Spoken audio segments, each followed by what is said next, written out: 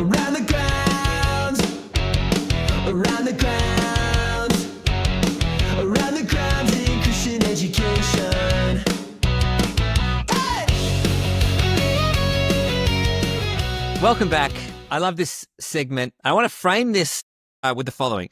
Education policies may change by the week, which it seems like is happening, but the spiritual battle for your child's mind and heart never takes a break. And so around the world, we're seeing how governments are rewriting the rules. Christian families are responding with conviction, courage, and community. And the latest articles here, I guess, reflect that in various ways. It's almost sort of like here's a positive story, here's not so positive, and somewhere in between. But let's start with the UK.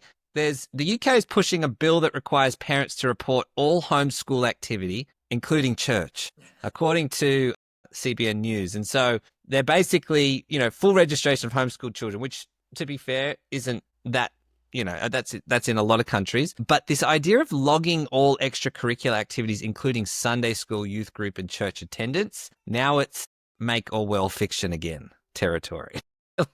And so the Christian education leaders have, called this intrusive and bureaucratic, of course, religious freedom violations. It seems like the state is subtly redefining what counts as education, even spiritual formation, which I think is quite alarming. How would you both respond if the government demanded record of your child's Sunday school participation? I would ask, why do you need to know that? That's my first going, why do you need to even know that? Like, is that for later on that you're going to hold that against it? Like, why are they also asking the same for Islamic children and what other religions? Jews? Like, are they asking are they asking, or is it just specifically for Christian families? And then what are you going to do with those results?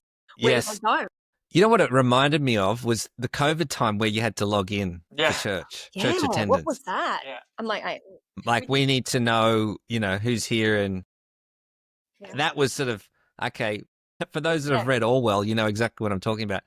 Full control. It's not just about education anymore. This is something far more sinister. On the flip side, let's go to Texas, where they've introduced a new Texas bill blocking... Yeah, this is good. This is a good one. Blocking the future of regulation of homeschooling. So they're basically reinforcing that parents have the primary authority over their child's education. Damn straight. And that the bill is essentially reflects this growing concern that federal and activist pressures could lead to overreach. So essentially what we're seeing in the UK there. And so it's this sort of reaction to be proactive in protecting Christian homeschooling families, which isn't that interesting? This contrast of the UK wanting to know and register everyone, know what you're doing on a Sunday, versus Texas, God bless America, for going, no, let's actually, we need to build in some protections because of what we're seeing happening. I love that. I'm sure you'd like to see governments take more of Texas approach. Every Western nation should. Like every Western. Anyway. Well, yeah, but I only know the Western nations. So, I'm not going to be discussing. Yeah, that's right. Christian Western nation. Absolutely, it should be like that. We need to protect our children, our rights. We are the caregivers. It is our responsibility. I don't understand. I actually need to go and Google. Like, it's doing my head in that the UK has asked that.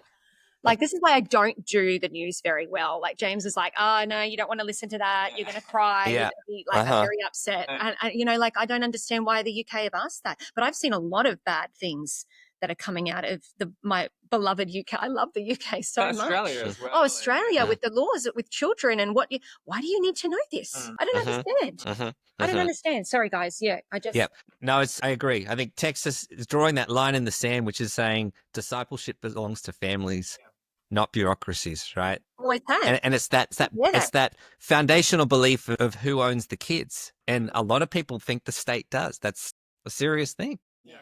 And so they have the ultimate control. And that's, the more and more I talk to families within that system, that's a lot.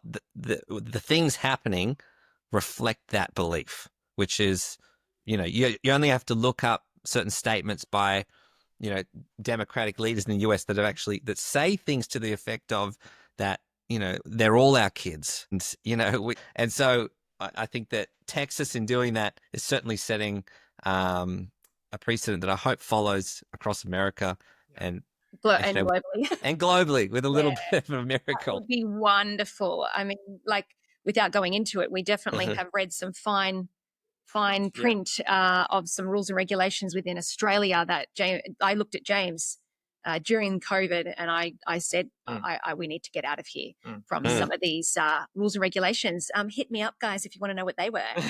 I'm not saying it on here. Yeah, we'll save that one for Rumble. Yeah. That's right. Yeah. And James was like, I can't, like, I came with all this research to him, and I'm like, do you understand X, Y, and Z? And James was like, I can't believe it. Right? It's always about our children. And I'm like, Always. I want to get out of here now. And James is like, okay, well, how do we make those steps? You know, pray. And now we're currently in Malaysia. Yeah. For season. Yes. No, and you're not alone. There's a lot of families that are thinking that way.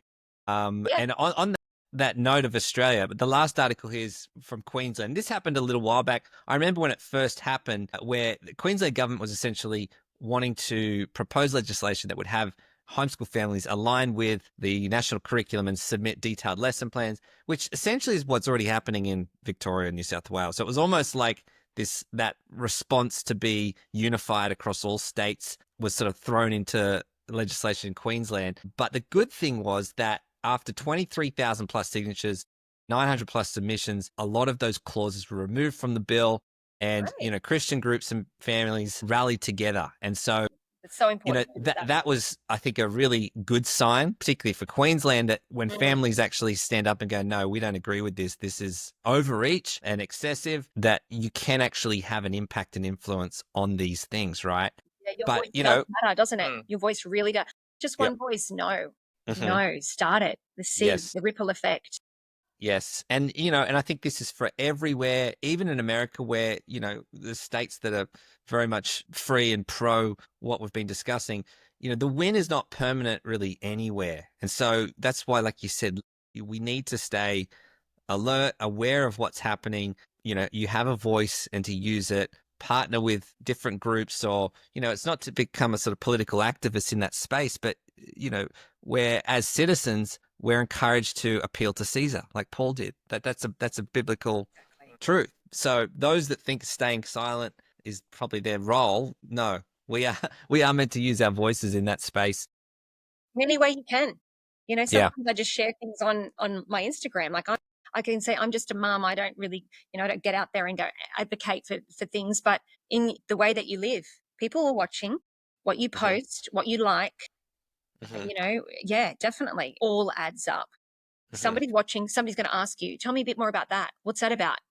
I want to understand a bit more. Yes. And what's interesting, I didn't think of this just until then, but with this rise in homeschooling that we're seeing, where we've got this dynamic, evolving landscape where governments are trying to introduce legislation to stifle it, got governments trying to protect it and to allow it to grow. I'm noticing, I don't know if you are, across Netflix, Prime, there's hit pieces on the evangelical community, particularly with the homeschooling space.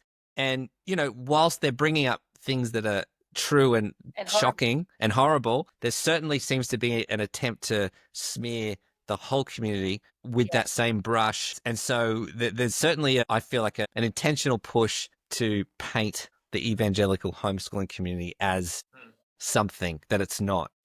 So that's also happening as well. So the battle for parents' perceptions on homeschooling in that sphere, I think, has ramped up a notch. Yeah. And so, as critical thinkers, like we teach our children to be critical, discerning thinkers. Absolutely. As adults, we need to be doing that as well. Because whilst I don't like watching them, but I kind of do. I like to know how they're painting it to then. James loves them. I can't handle it. I'm so distressed by them. I'm like, kill him. Lock him up. Death penalty right now. James is like, it's just the credits. It's just the opening scene. I'm like, I can't deal with this. But I just wanted to say on that, when you're talking about critical thinking, you would honestly hope that people watch these things and would go, that is horrific. That is, this person is a very bad person, or that community, or that cult. But that does not stand for all of them. And let maybe I Be can critical still thinkers, look into this. But then, as I say, that there is so many people out there that I've met and dealt with myself that wouldn't think that way, and it is going to slander and it is going to cause a problem. So again, I come back to live your life in the right way because people are watching. Yes. And, live your life in such a way that people go, they're definitely Christians because of the way that they live. And I might ask them a question. They look like they are approachable, that they're not judgmental, that I could ask them a question and maybe we could have a chat about what I've just watched on Netflix. Because we would go, yeah, I know, I agree. It is terrible.